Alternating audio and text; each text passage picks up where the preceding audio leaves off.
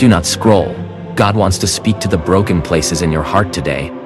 My child, do not be afraid. I have called you by name and you are mine. You are my treasure. Nothing can ever separate you from the love I have for you. Let go of your fear. Rest now, for I cover you with peace that surpasses understanding. For it is written in Romans 8 verse 39, nothing in all creation can separate us from the love of God. You are not alone. My spirit lives in you to strengthen and comfort your soul. Entrust your heart and thoughts to me. I will lead you out of fear into freedom. Avoid voices that drain your joy. Protect your heart. I am guiding you gently. Invite me into every part of your life.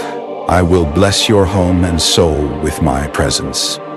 For it is written in Isaiah 26 verse 3, you will keep in perfect peace all who trust in God. If you have been feeling broken or overwhelmed, know that God sees you. He is ready to restore you with His love and peace. If this message touched your heart, type Amen in the comments and subscribe to Abiding in Christ for more words that will lift your soul and guide your spirit.